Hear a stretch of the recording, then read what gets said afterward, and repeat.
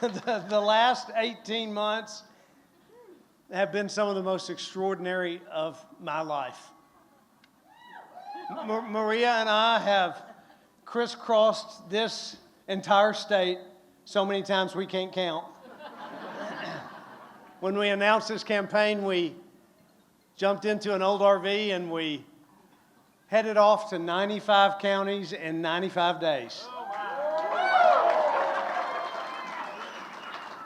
And when we finished this campaign just this week, we finished out the same way, 95 counties in 95 days.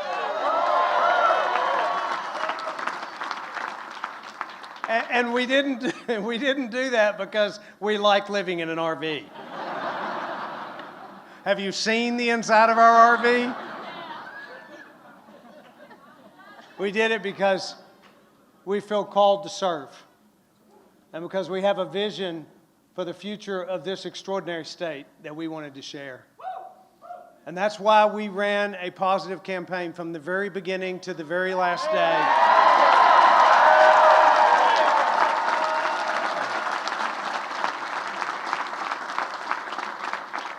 Because we wanted to give a picture of what this state could look like if we unlock its potential. Now, before I continue on, I want to congratulate Karl Dean on a race well run.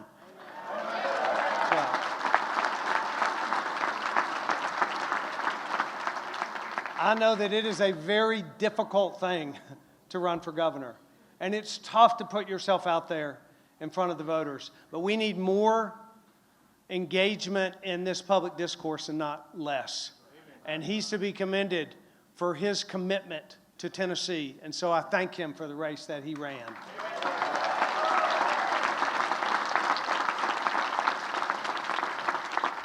We've debated differences, and there will always be disagreements, but no matter who you voted for, there's one thing that we can agree on. All of us agree that we care deeply about the future of the state of Tennessee. So the television ads have come down and the yard signs are gone, or they will be if you go out and take them up, so please do. But I give you my word that I want to be the governor, and I will be the governor of every Tennessean. And so I want to speak for just a minute for those who may not have voted for me tonight. I do. I want to speak just to those who may not have voted for me. I want them to know, every one of them, that from the bottom of my heart, I care about you, and I care about your family. And I'm going to do everything I can for those who didn't vote for me to ultimately make them be proud that I am their governor.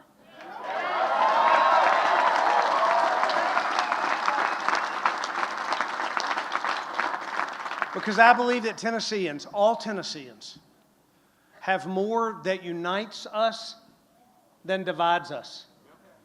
And there was a great story in the paper this last week, if you read it, about Catherine and Billy that are neighbors. You may have read that story in the paper. They live on opposite sides of the street. They share different political views, but they share meals together. They have different yard signs, but they can laugh about that and joke about that and continue to be friends and neighbors. To me, that's a picture of what can be in the state of Tennessee going forward. It's an inspiration that I hope that we can all try to follow. E pluribus unum. It means out of many, one. It's our national motto. Os Guinness says it well when he said that e pluribus unum requires that Americans know what the unum means. And it's a unity that's achieved by embracing the fundamental things that are true to all Americans. Regardless of their culture or of their religious backgrounds, it means finding what binds us together, what makes us one state and one nation. And if we all take Catherine and Billy's example, Tennessee will be better off as a result of it.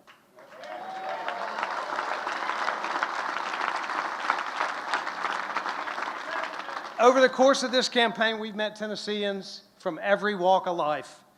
Farmers who fed us, the small business owners who are drivers of our economy, We've met teachers and nurses who have helped build our communities. We've met with police officers and factory workers. And we've met with leaders in some of our most distressed neighborhoods who are working for a future for our neighbors that fights hopelessness. And all of them have shared with us their stories, their struggles, their hopes for the future. And what I've seen and heard from every person is this: Tennessee is a very good place to live. It's a very good place to raise a family. It's a very good place to work. But as good as Tennessee is, we can be better. It can become a place of opportunity for everyone. Over the past 8 years, we have made tremendous progress in this state, making sure that everyone has a good job, that everyone has a good school, that everyone has a safe neighborhood. We've moved in that direction, in part because of the remarkable leadership of Governor Bill Haslam.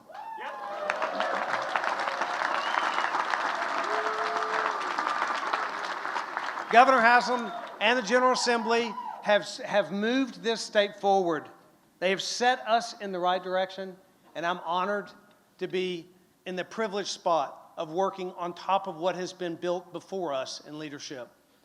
But now isn't the time for us to slow down or to be complacent. We live in a remarkable state, but we have some remarkable challenges. And while many of our parts of our state are doing right well, we have many neighborhoods and many of our neighbors that are struggling. We've got kids living in very tough neighborhoods, going to failing schools and wondering if the American dream is available to them right here in Tennessee. Right now, violent crime is ticking up in every major city in our state. And I believe that every neighborhood and every community can be a safe place to live. But we need to give our police officers and our law enforcement the resources they need to protect us. And at the same time, we need to bring people together. And that means going into communities like the inner city and building trust by bringing leaders from our communities together with law enforcement, asking questions of the people doing the work, and leading a conversation about how together we can make our neighborhoods safe.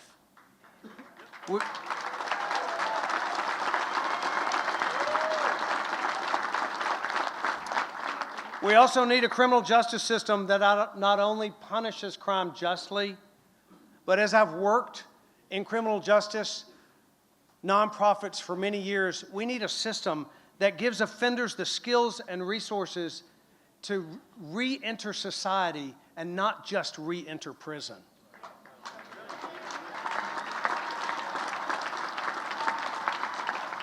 It's not only our urban centers that are struggling and that have challenges. Right now, 15 Tennessee counties are designated distressed and poverty, and every one of them is rural. And that's why, as governor, I want to focus on giving the rural communities in our state the tools they need and the opportunities they need to thrive.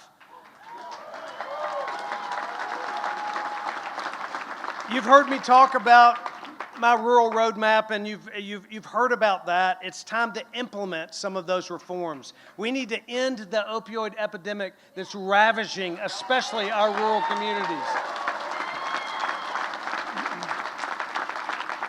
We need to expand broadband in our rural communities so the economic and educational opportunities that come with technology are not only available to those who live in our cities.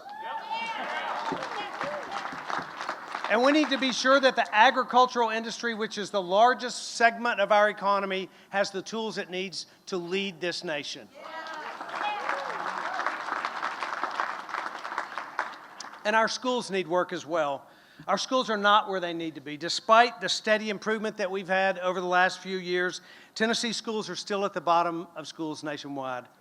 I believe that Tennessee can be a place where every child can receive a first-rate education. And that's why, when I'm the governor, I'll be pursuing education reforms that put our students first, working hard to make sure that parents have every option to give their kids a shot at a bright future.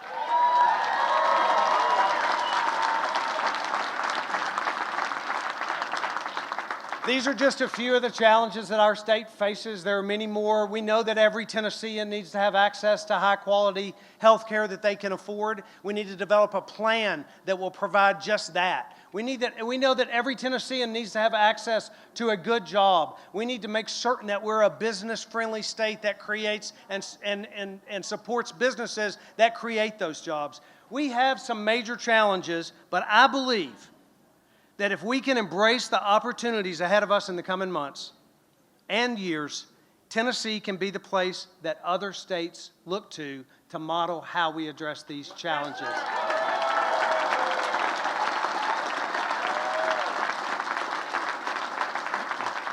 Tennessee can not only be a place that leads in this region, but Tennessee can be a place that leads in America. And I'm confident of this, not because of me, but because of you. Because government is never going to solve the problems. But when we unleash the unique problem-solving capabilities of Tennesseans, then our communities, when they have the tools and the support and the freedom to address their own problems, we know that they will flourish. If we can do that, I believe that Tennessee can go from good to great. And I believe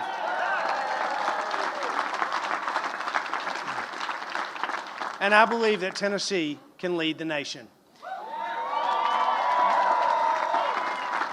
I'm so blessed to have had the opportunity to bring this vision to you over the last year and a half, and I owe a debt of gratitude to many people for making this possible.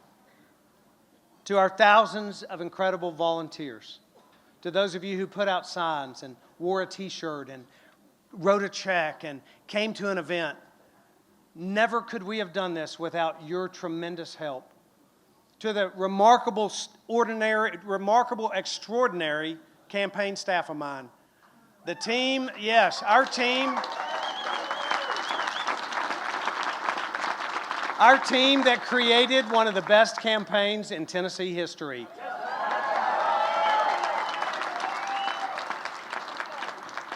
To my family,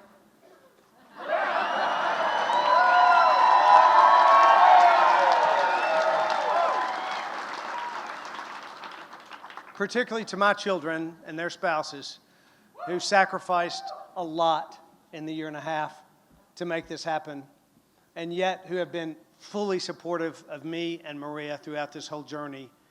We could not have done it without them. Most of all, to my wife, Maria.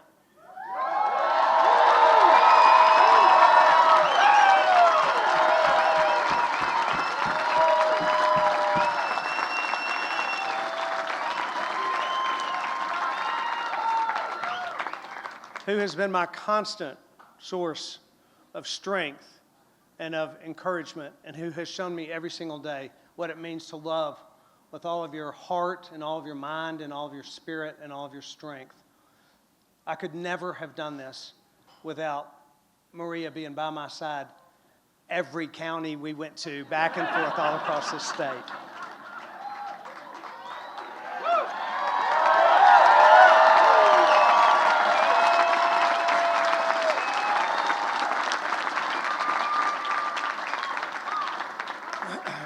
And finally, I thank my Father God, who has blessed me in more ways than I could ever have imagined.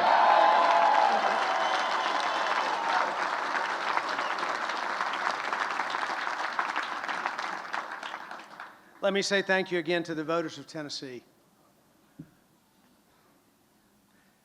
Thank you for trusting me with your vote. Thank you for believing in a positive vision for the state of Tennessee. Thank you for believing that we can take this state from good to great. It's a tremendous, humbling honor to be your next governor of the state of Tennessee.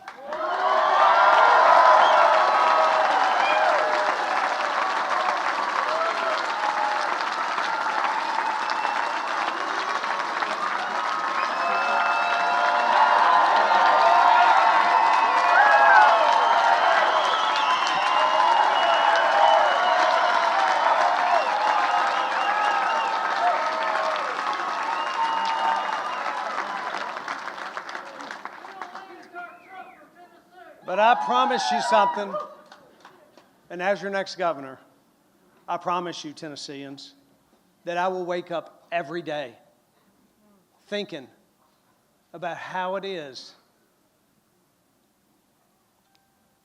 that I can live my life and lead in a way that makes life better for every single Tennessean.